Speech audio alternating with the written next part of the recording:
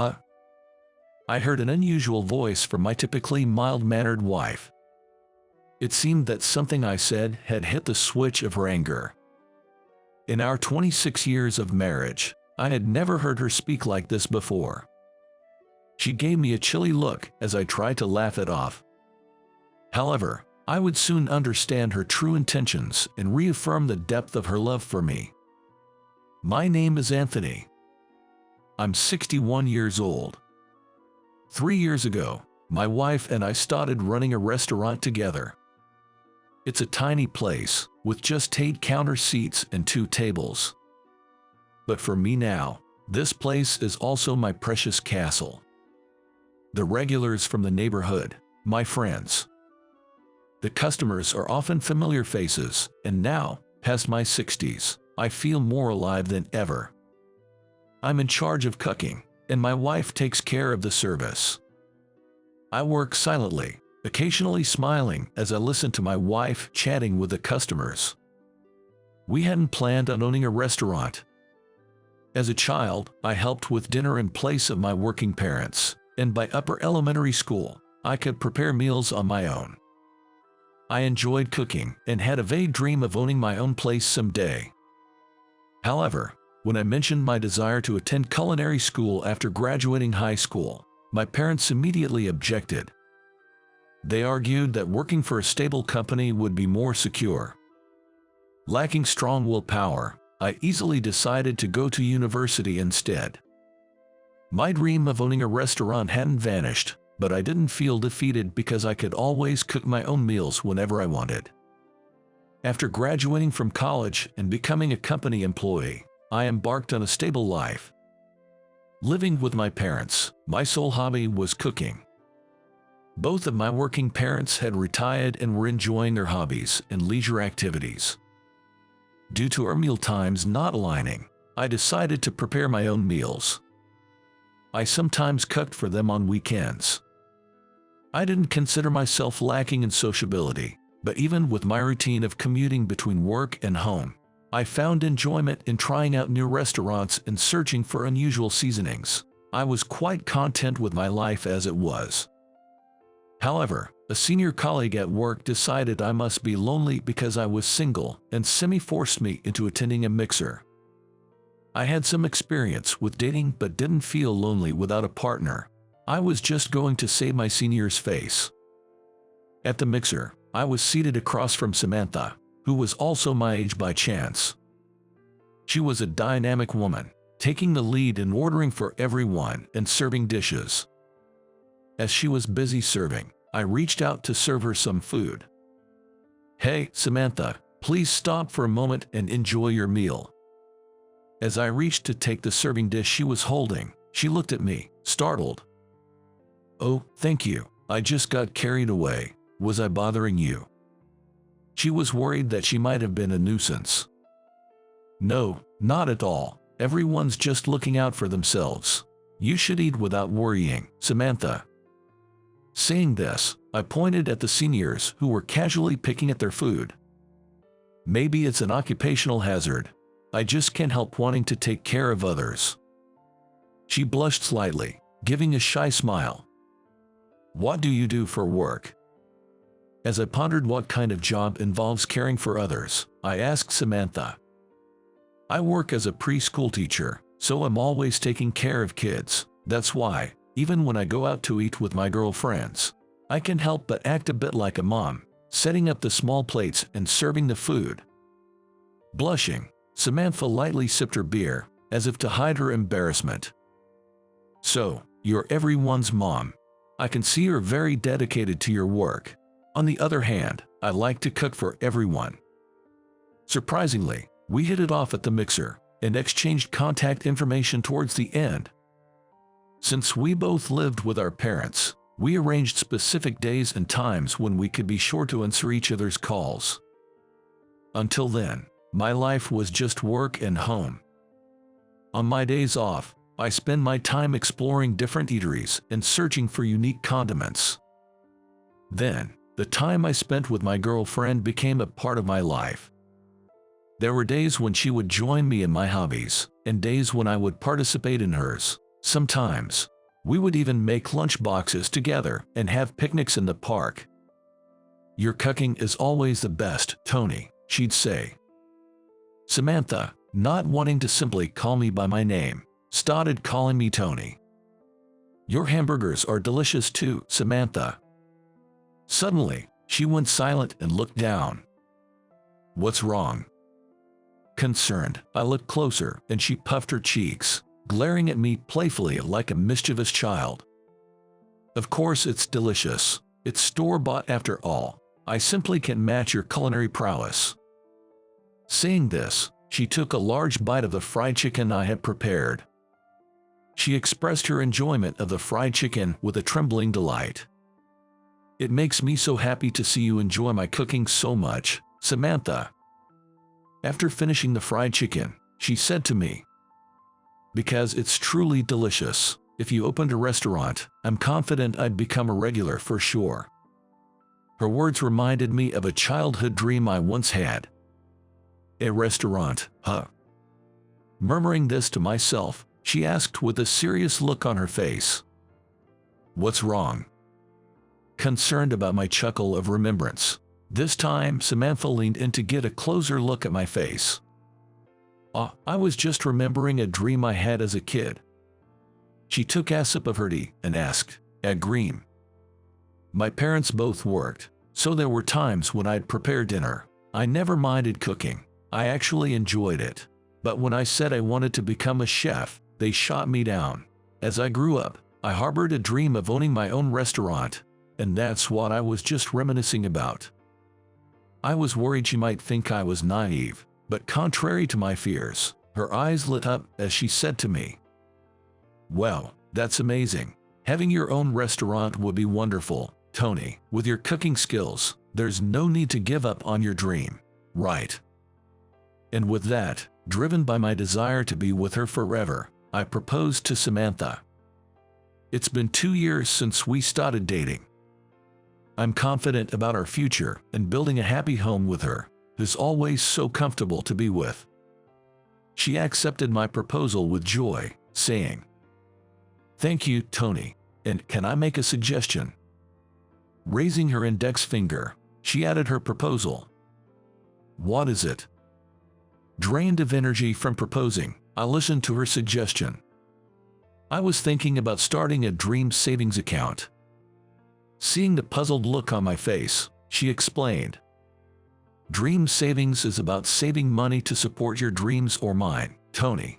Little by little, it adds up. You know, many a little makes a mickle." Hearing this, I thought it was a brilliant idea, but I also wondered about her dreams.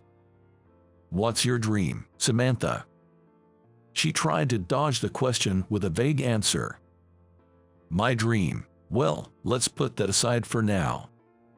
She didn't give a clear answer, but it seemed she hadn't decided yet. After we got married, she continued working, and we shared household chores. Naturally, I took on most of the cooking, while I left the laundry and cleaning, which I wasn't good at, to her. I never held the belief that women should do the household chores just because they are women. I think it's best if whoever is capable does what they can. However, I received a lot of criticism from her about laundry and cleaning, so I stopped attempting those chores altogether. So, I put all my effort into cooking delicious meals every day. I had to cut back on exploring new seasonings and eateries, sticking to my allowance, as we started saving for our dream. Seeing the balance in our dream savings account grow made me wonder if my childhood dream might actually come true. I even caught myself thinking silly thoughts like whether she had cast a spell on me. But then, something happened that put a stop to these musings. The following year after we got married, our first child, a son, was born. We decided to name him Michael. Despite it being our first time raising a child, her job as a preschool teacher meant she was accustomed to handling babies. Naturally, as he was our child, I was keen on being involved in his upbringing. However, whether it was the way I held him, my scent, or the texture, he wouldn't stop crying in my arms. She would caution me not to sway him too roughly, leading to a change of hands. In her arms, his cries would cease so abruptly it was almost startling. Maybe there was a sense of security in her touch. Becoming a parent truly made me realize the immense challenge it entails. After a whirlwind year of parental leave, she returned to work. Our mornings became frantic, and one wrong move could upset Michael's mood. Following a set routine, we demonstrated excellent teamwork. However, as mentioned before, an unforeseen event occurred. She developed a mental illness. Her passion for her job as a preschool teacher and the stress and fatigue from her diligent work led to her physical incapacity.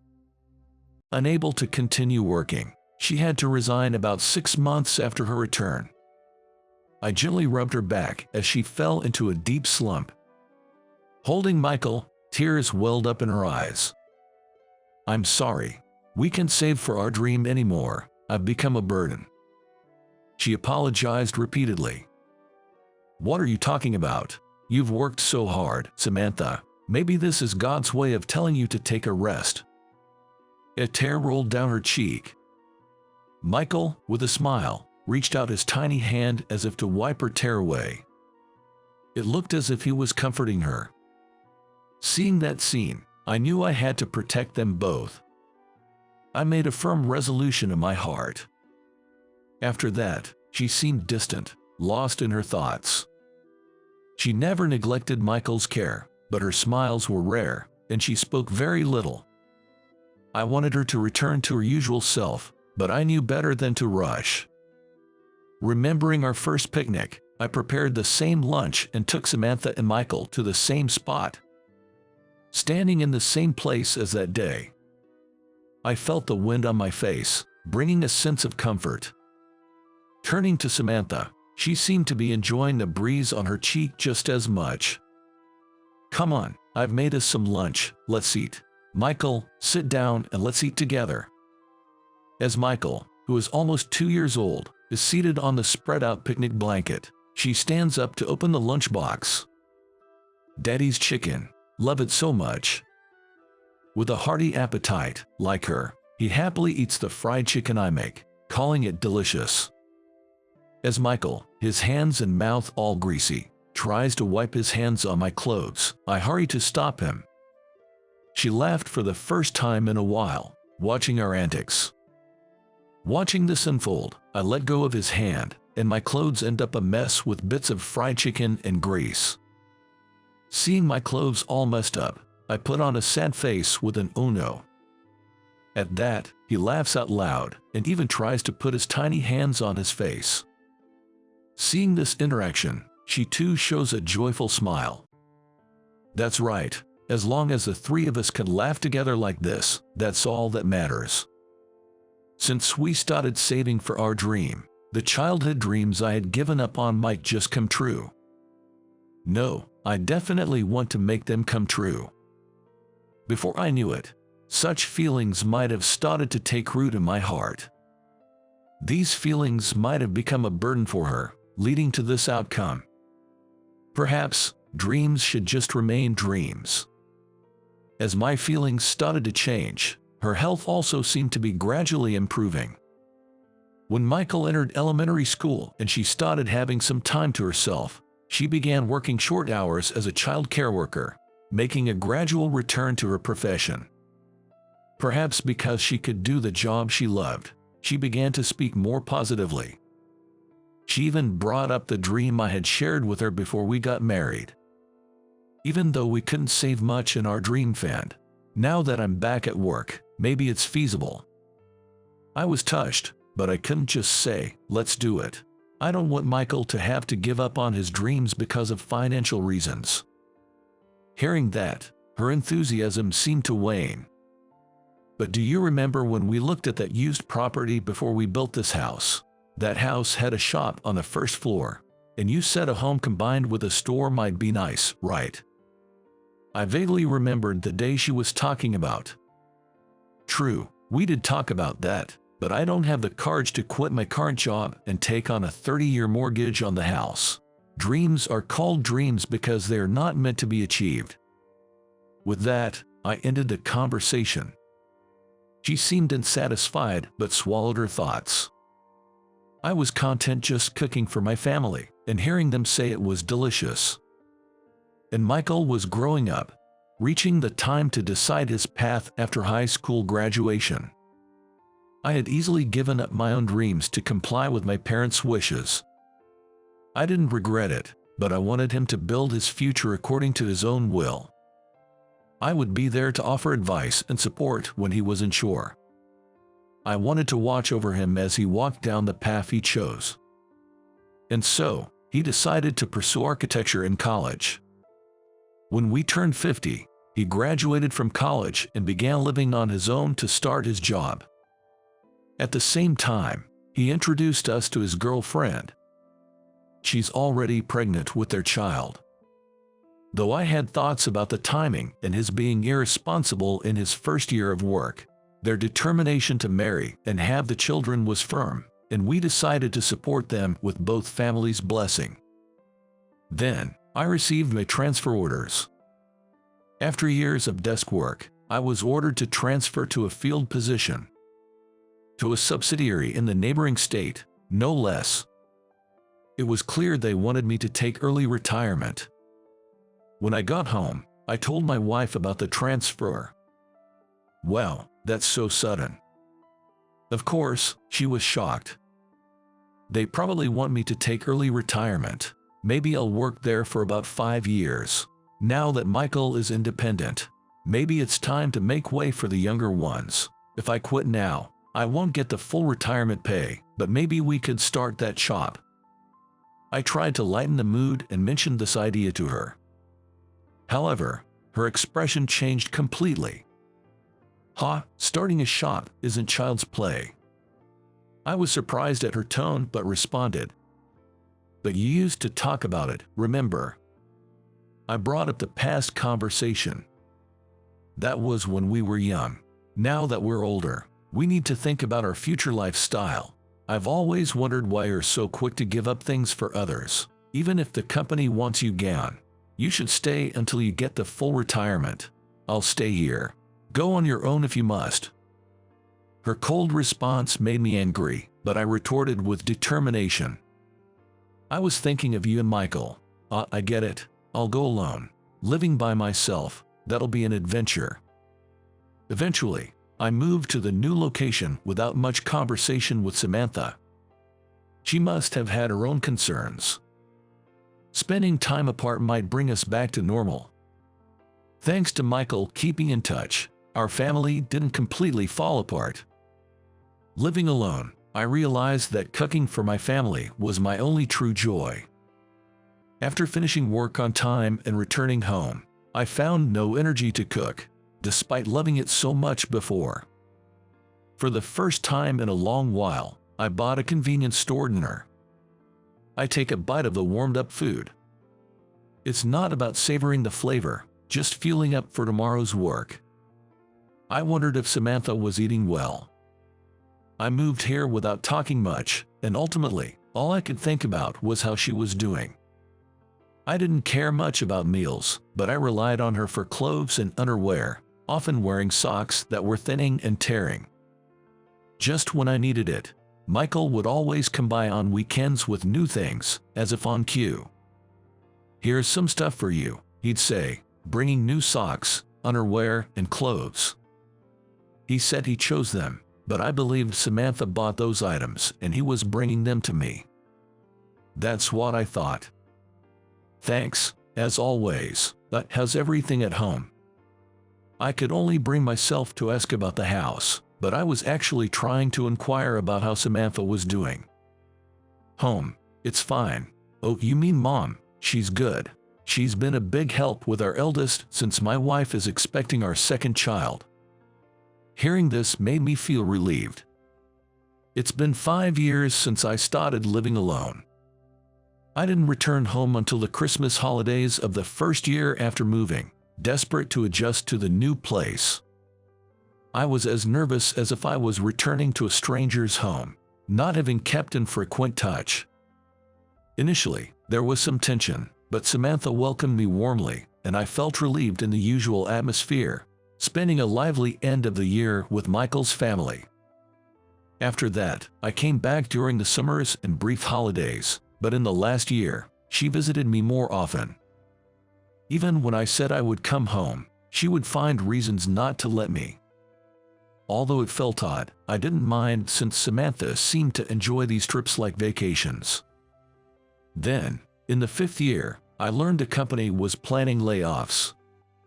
I was the first to be approached, and though Samantha might disapprove, I wanted to give my spot to a junior colleague and decided to accept their offer, as I would receive the full retirement package.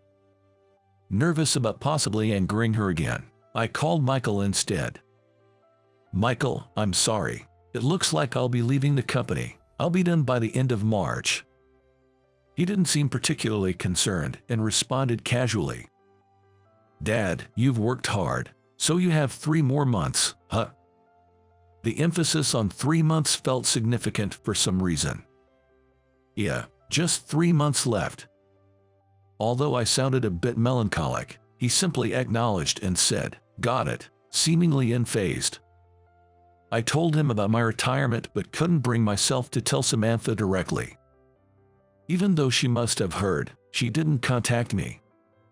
As my departure neared, I worried whether I had a place to return to. But soon, I would discover why Samantha hadn't wanted me to come home. On the last day of March, Michael came over to help with the move the next day. "Should I even go back to that house?" I asked tentatively. Michael laughed, seemingly amused. Sorry, but that's your house, right?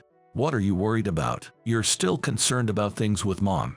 "Oh, I found something great when I was cleaning the house the other day." With that, he showed me something on his phone, grinning. It was a wish he had written in kindergarten.